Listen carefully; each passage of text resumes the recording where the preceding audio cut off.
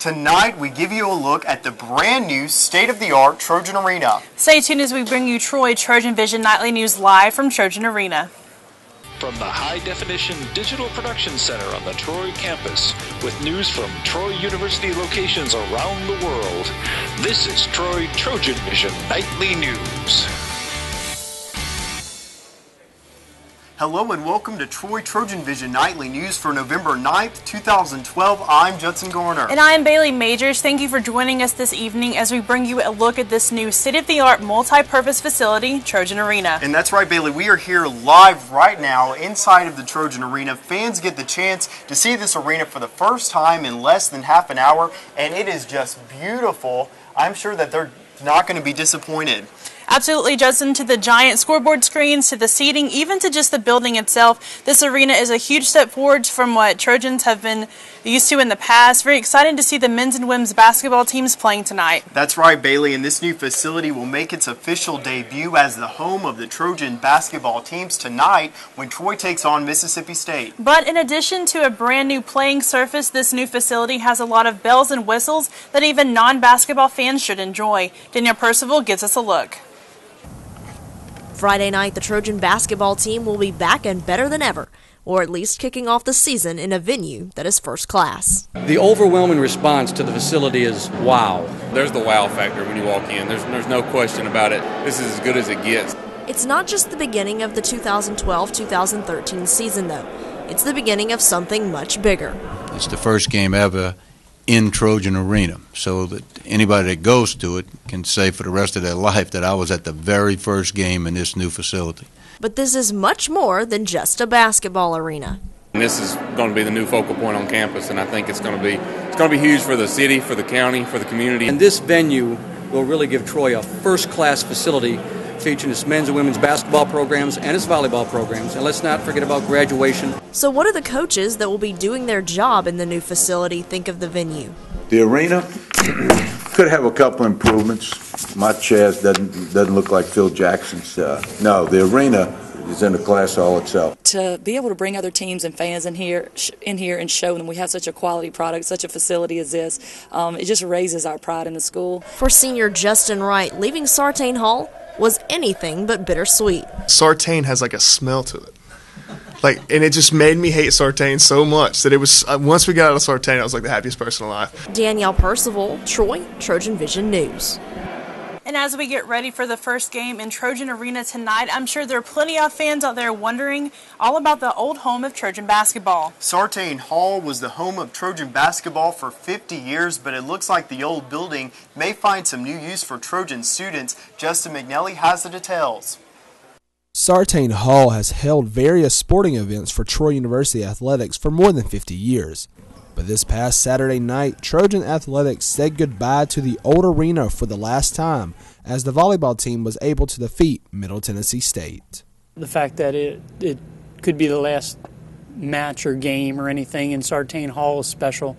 But, with our seniors going out, we definitely wanted to send them out on the right note. But with the athletics now moving to the new Trojan Arena, what will become of the once beloved home of the Trojans? Dean of Student Services Herb Reeves has an idea that might make use of the facility. Sartain Hall, is a facility that's still in a lot of usable shape, and we're proposing that be considered to be used as a student recreation center so that we can develop it into a state-of-the-art fitness center as well as be used for intramurals. And while Sartain Hall is ready to be used now, Reeves said there are still some factors they have to consider before moving forward with this project. There's a lot of factors to consider. Is the facility is it structurally sound for us to do what we want to do? And then the other factor that has to be considered is cost. Justin McNally, Troy TrojanVision News. Sounds like some exciting possibilities for Sartain. Absolutely, Judson, but not as exciting as it's starting to feel gearing up for tonight's game, which starts in just a little bit at 7 o'clock. And Bailey, we have to remind people, even though there's been a lot of excitement building up about the activities starting tonight, there have been a number of things going on throughout the week that highlight Troy's international student body. That's right, Judson. Last night, Troy University's International Student Cultural Organization concluded International Week with a big celebration. Thursday night, Troy University's International Student Cultural Organization concluded the celebration of International Education Week with their annual ISCO Festival, themed 67 countries, one home, one family. This is where we celebrate all the international students represented here at Troy. Our students get to showcase their wonderful talents, international talents, and it's really just a time to celebrate who we are as an international community. The ISCO Festival showcased songs and dances from 13 different cultures, and those in attendance to the festival were able to try foods, teas, and desserts from a variety of countries. We had different performers, we had a concert, and we also had different cuisine. We had 5 continents represented. You tasted a little bit of something from around the world. One ISCO member says she was happy to be able to participate in the festival and to learn about different cultures. We live in such a melted global community. This is just good in that it helps us to appreciate our cultures, it teaches us about different people, and you get to enjoy yourself.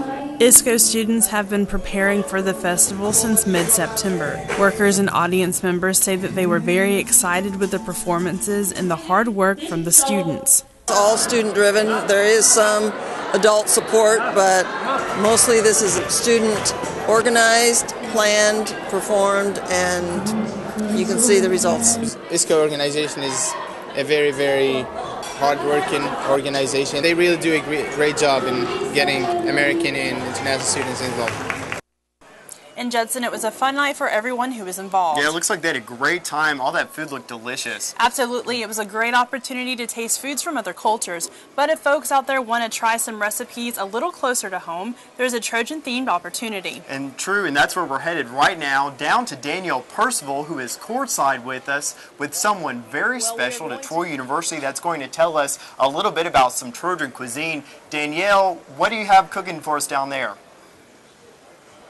Well, we are going to be talking about some Trojan traditions and a cookbook that holds them, as well as recipes from the Trojan Nation. Joining me now on the court is First Lady of Troy University, Ms. Janice Hawkins, who is here to discuss the details of this cookbook and Trojan cuisine. Ms. Hawkins, thanks so much for joining us. So welcome. My pleasure to be here. Now, I understand that this is the 3rd edition of a cookbook that Troy University has published. What makes this one so unique and so special? Well, we tried to find something that would make it really different, and I think the first thing that does is that it's a celebration of our 125th birthday. And we have a lot of history in this book, beginning with ancient Troy, as well as recipes. So we tried to think of things that other cookbooks don't have, and I think we've come up with that.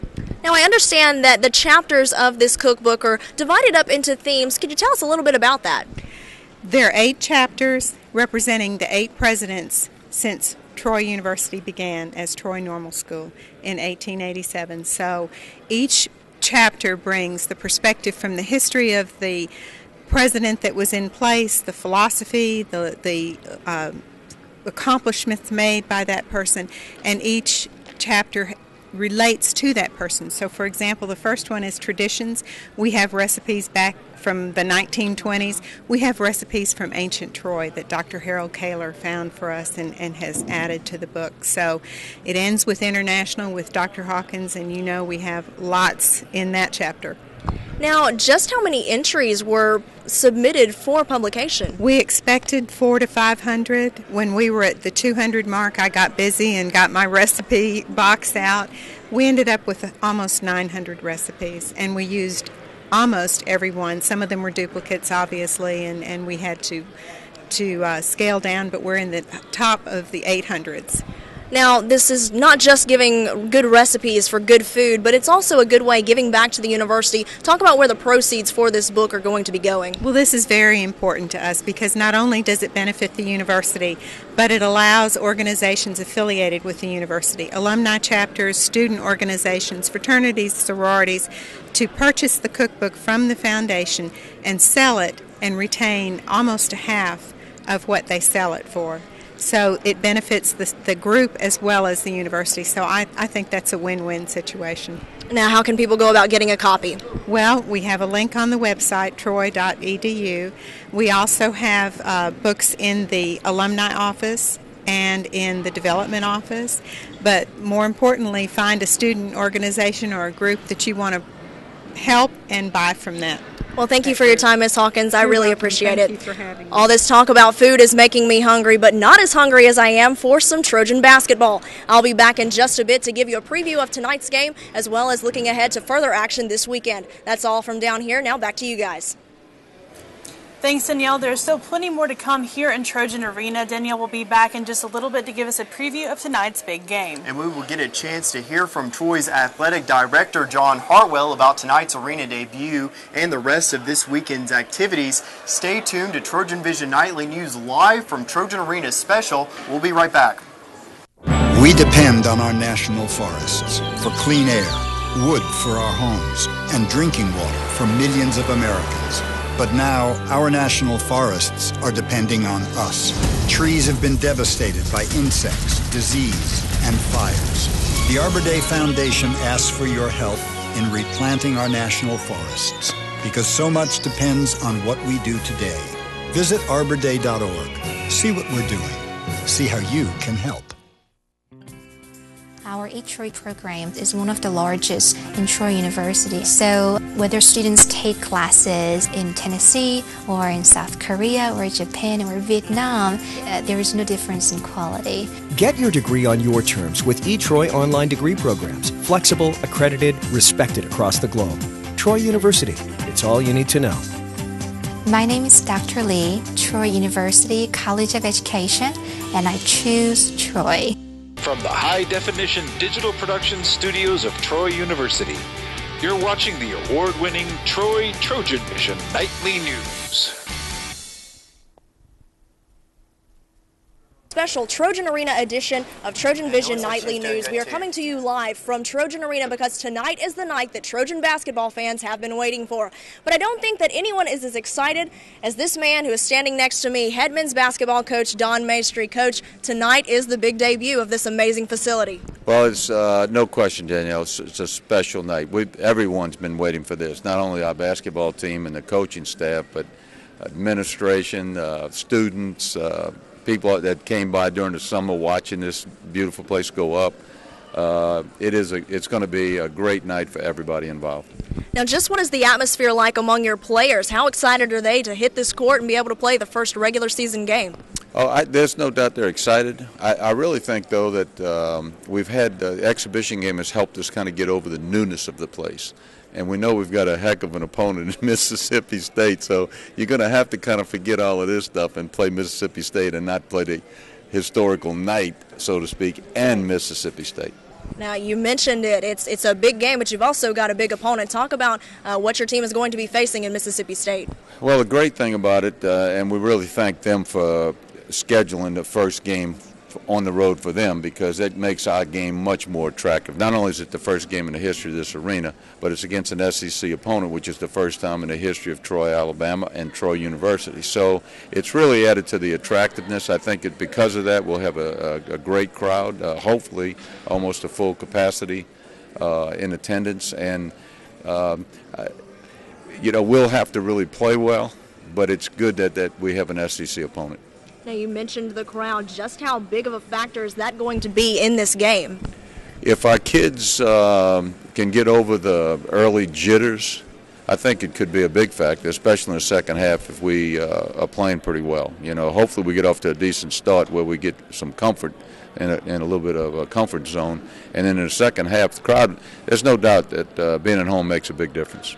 Now, you mentioned having the exhibition game, getting your feet wet, getting in this arena. You had a big performance from Hunter Williams. Do you expect him to have another big performance tonight, or who are you looking to lean on in this game? One or two guys are not going to be able to just be the key to this game. We're going to have the Troy team in this one. And Hunter, believe it or not, missed a lot of shots. So did Emil Jones, and those were our top two players in the last game. They'll have to play a lot better tonight, and the rest of our guys will have to play a very good basketball game for us to have a chance to win. Well, Coach, I appreciate you making time to speak with us. Best of luck tonight. Thank you very much. Well, we heard from Coach Maestri about the atmosphere among the team, but let's get into a look at the matchup on tonight's game on the court. While Friday's game against Mississippi State will be remembered as the inaugural game in Trojan Arena, it will be historic for more than that reason. We've never had an SEC team come to Troy to play basketball. The team has played one exhibition game in the arena so far, and according to Maestri, it was like a holiday. It's like Christmas morning. Everybody couldn't wait to get out there, and then they were fumbling the packages and everything else. But Maestri says having played once in the facility could be beneficial. Friday night, we have to play Mississippi State and not the new arena. I mean, there's one opponent on Friday. You don't get Mississippi State coming in every year, so the excitement's going to be there, but you're going to have to buckle down and you're going to have to execute the little things to win that game, and you kind of got to look past the crowd and all that excitement to settle down to try to compete with them. But one area the Trojans can't compete in is size. There's just no way around it. We know we're undersized. We know we're going to have to do a lot of little things to rebound. So guys realize that, and we got a bunch of scrappy guys who are willing to do it. So that's the biggest thing. SEC basketball, they're going to be more physical than we are right off the bat. Their center is a kid we recruited a few years ago from Selma, Wendell Lewis. He's 6'8", 260. That's two of our inside guys' bodies. Maestri said there's no doubt, though, that the environment will be electric come Friday night. I think the atmosphere will be created so that we play well, we may be able to attract fans to come back down the road. Tip-off tonight is scheduled for 7 o'clock, but that's not the only basketball action for the Troy teams this weekend. The women's team will also begin their season on Sunday on the road against Winthrop. But the excitement on campus doesn't end tonight. The Trojan football team will be at Veterans Memorial Stadium tomorrow afternoon, and on a 2-game losing streak, the Trojans will be looking to right the ship against none other than the Midshipmen. After facing their second SEC opponent of the year, the Trojans are now returning home for their final non-conference game of the season. And Coach Larry Blakeney knows this game will be a challenge. One of the probably top 3 teams in the nation that a head football coach would not schedule ever is Navy. Our people love it. I mean, we're bringing in the Marines. We're probably bringing in a few submarines. And, we're going to fly over and we're going to salute and we're going to do all that stuff. But Navy's coming to town. They're going to be in the wishbone. With all the options Navy has to throw at you, Blakeney knows on defense they'll have to cover all the bases. And we're going to be very simple. Somebody, every time they snap it, has got to have the fullback. Somebody's got to have the quarterback. Somebody's got to have pitch, and somebody's got to have pass. So while the defense will have their hands full, the offense is going to need to be at the top of their game as well, since they may have limited possessions on Saturday. Obviously, we don't play a team that does this, every single down. But, we've played a couple teams that like to hold on to the football, North Texas, Western Kentucky. So it's all about capitalization. They're going to hold the ball as much as they can running the football. So I think every possession we get, we're going to try to have the score. Last season against Navy, the Trojans fell behind early and were never able to make it a close game. The Midshipmen won 42-14, and redemption could play a factor in this game. It's not any type of revenge or something like that. It's more of just how bad we played last year, man. So it's more or less getting back out there against them and, showing them that, we're not what we were last year. Just a reminder, Trojan Walk will be at 12:15 tomorrow with the game to follow at 2:30 against Troy and Navy. Now, the volleyball team will also be finishing up their season this weekend with a road trip to Florida. They will begin that tonight at 7 o'clock against Florida International. But the main attraction is here at Trojan Arena, where the men's basketball team will begin their season tonight. Now, back to you, Judson and Bailey. Thanks a lot, Danielle. And coming up on TrojanVision Nightly News, we'll hear from Trojan Athletic Director John Hartwell about all the exciting events coming up in this action-packed weekend. But first, anyone who is planning on coming out to the big game here tonight in Trojan Arena, we're going to need to know if they need to bundle up to get here. Bree, are they going to have to peel off some extra layers after they get to the arena? Well, Bailey, getting to the game, they should be just fine, but leaving the game might be a different story. I will have the details coming up in weather. Coming home can be hard if you're a veteran of Iraq or Afghanistan. You may feel like you're all alone, but you're not alone. At IAVA.org, your fellow vets are all around you.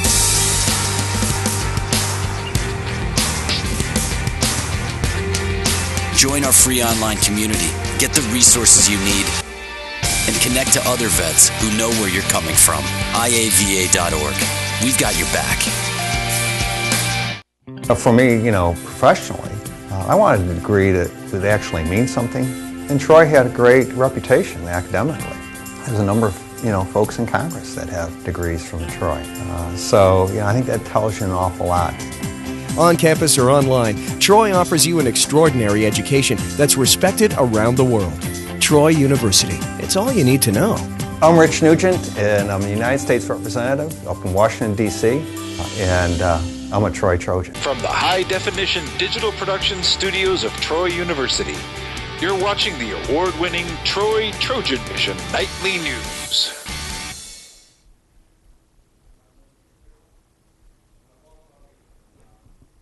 Who knows what it's going to decide to do for people who are headed to the game tonight. Luckily, we have Bree Sanders over in the TrojanVision studios to let us know what we can expect. So, Bree, should folks expect to bundle up on the way to tonight's game? Well, like I said before the break, temperatures should be moderate pregame, but expect things to get colder as the game heats up in the Trojan Arena. Let's take a look at what's going on outside. Looking at our campus snapshot right now, we see the sun set perfectly over Bibb Graves right now. So whether you're headed to class or you're headed out and about to the Trojan Arena, you may want to stay outside and enjoy the view. It's very lovely outside today. Moving on to our current conditions, skies are sunny right now. Temperatures at 68 degrees, dew points at 32 degrees. Humidity is at 26%, barometers at 30.21 inches and steady. Winds are coming in from the northwest at about 5 miles per hour. Today's stats, we had a high today of 70 degrees, a low of 35. There was no rain in our area today. The sun rises at 6:06 a.m. and it should set at 4:48 p.m. Looking at our temperatures around the state, overall our state is experiencing some mid to upper 60-degree temperatures right now. Mobile coming in at 67. As we get into Birmingham or Huntsville, it gets to 66. Birmingham as well as Montgomery, it gets to 67. In Troy, we're at 68. At Phoenix City, they're at about 70 degrees right now, and at Dothan, they're at 69.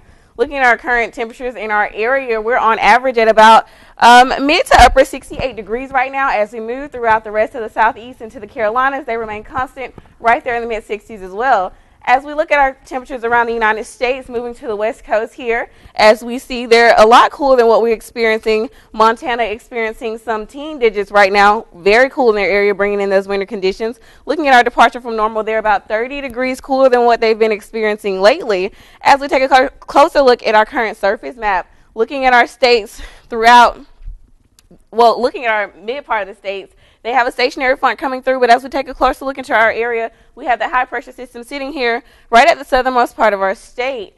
As we move on to our precipitation forecast for the next 2 days, we shouldn't be experiencing any rain in our area, so you can definitely go outside and enjoy your weekend. Moving on to tomorrow's forecast, we have nothing too much going on in our area, but as we look at the mid parts of the states, we have very heavy winds coming in our area, as well as some precipitation forecast and even a little bit of snow in the northwest, possibly pushing towards our way later on this week. As we move into Sunday, that rain gets a little bit heavier. On Monday, it definitely hits our area, about a half of an inch or inch of rain or so. And on Tuesday, it clears out into the East Coast. For tonight's forecast, we have mostly clear skies. Low gets to about 40 degrees. For tomorrow's forecast, we have mostly clear skies, very sunny tomorrow. Picture perfect. The high gets right at to about 75 degrees. Moving on to our 4-day forecast, like I said earlier, tomorrow that high gets to about 75 degrees. Well, 73 degrees. The low gets to about 45. On Sunday, the high gets all the way up to 75. As well as Monday, the high remains at 75 degrees, but we do have a 50% chance of scattered showers and thunderstorms in our area. That low gets to about 47 degrees, and on Tuesday, the high remains at 75, but that rain pushes back out of our area. So, Judson, Bailey, like I said earlier, when you're headed out to the Trojan Arena tonight, you may want to keep a light jacket on hand with you, but that temperature is going to decrease as you leave the Trojan Arena when the game is over, so definitely be on the lookout for that and keep that jacket on hand with you. Thanks, Bree. Well, Bailey, looks like we're going to be experiencing some good weather this weekend, which is great considering that in addition to tonight's game, there's a pretty big football matchup going on as well. That's right, Judson, and someone who has a great deal of... That's right, Judson.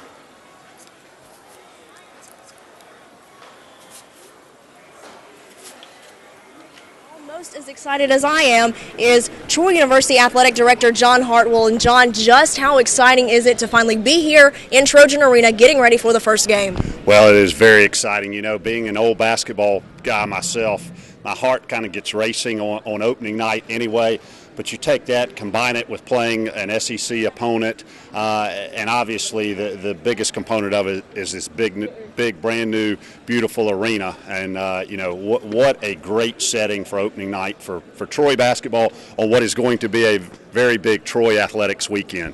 Well, it's not only a big event because of the new arena, but there's also a big opponent coming in here tonight, Mississippi State. No question, Mississippi State, an opponent that I'm very familiar with, having spent 9+ years at Ole Miss, a program that obviously has gone through a coaching change. But if you look at the last 10 years of success in Mississippi State basketball, not just within the SEC, but in postseason play, NCAA play too, a very good program. But I think the Trojans, are going to have a little extra magic tonight with opening night of the arena, and let's see if we can't pull off a W. Well, we heard from Coach Maestri earlier in the show about how excited he is for his players, how excited they are about this game. But what have you heard, what have you felt is the vibe as far as how the Trojan community is excited for this game? Well, I think our fans are very excited about the game, again, for the newness of the facility. And we've had a couple of events between the exhibition game and a Meet the Trojans night last week, that gave some exposure to the arena. And I think those folks that have been in here and have gone and spread the word that we're going to see a great crowd tonight. We've got a couple of promotions going on. We've got Adidas, who is helping us sponsor everybody who comes in the arena tonight, is going to get a commemorative T-shirt, commemorating the first game in Trojan Arena. So, and the excitement of the students. I was at the bonfire last night, the pep rally, obviously getting charged up for the football game tomorrow too. Our football team is coming tonight, which Coach Maestri, instead of taking them on to the hotel early tonight, the team decided it would be a special thing to bring them here, which I think is really neat. So they will be here. I'm sure they will be keyed up too. So it's going to be an electric atmosphere. Now, how does a facility upgrade such as this one, moving from Sartain Hall over to the new Trojan Arena, what does that bring to a program? Well, certainly the initial impact is going to be the excitement of the fan base and folks coming to see it because it's new, and obviously coming to see the start of a season too.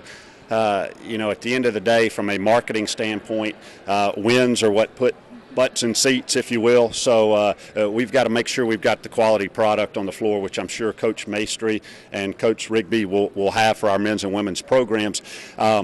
But from a recruiting standpoint, the long-term implications of a facility like this, the wow factor, if you will. If you're a 17 or 18-year-old high school kid, or even if you're a junior college kid, down the road at Chipola or, Okaloosa, and you walk into an arena like this, state-of-the-art, cutting-edge, giant video boards, great sound system, it's what kids want to play in, not to mention the practice facility in here, the weight room, the training room. So a facility like this can't help but help our program, not only with an immediate impact, but long-term for the future as well. Well, and of course, this isn't the only action on Troy's campus. You alluded to it earlier. The football team also has another big game on the schedule. Sure. Navy coming to town tomorrow. I was visiting with some folks earlier today talking about seizing opportunities. These are two great opportunities for us, both the basketball game tonight against an SEC opponent and then the football game tomorrow against Navy. If you look at the record of the last 20 years or so, consistently the best service academy, if you will. I know Air Force had a couple of up years there, but Navy consistently has had the wins. So a big opportunity for our football team, most importantly to get to 5 wins tomorrow, because I still really believe if we can get to 6 wins, we're going bowling somewhere. Well, John, it's been great catching up with you. Thanks so much for stopping by. I really appreciate it. Great. Thank you. Well, that's all the time we have down here on the court. It's going to be an exciting night, as you've heard so far. Now, remember, tip-off is scheduled for 7 o'clock, and not to forget, the football team will be playing tomorrow afternoon against Navy at 2:30. Now, that's all from here, but from courtside at Trojan Arena, I'm Danielle Percival. Now, back to you, Judson and Bailey.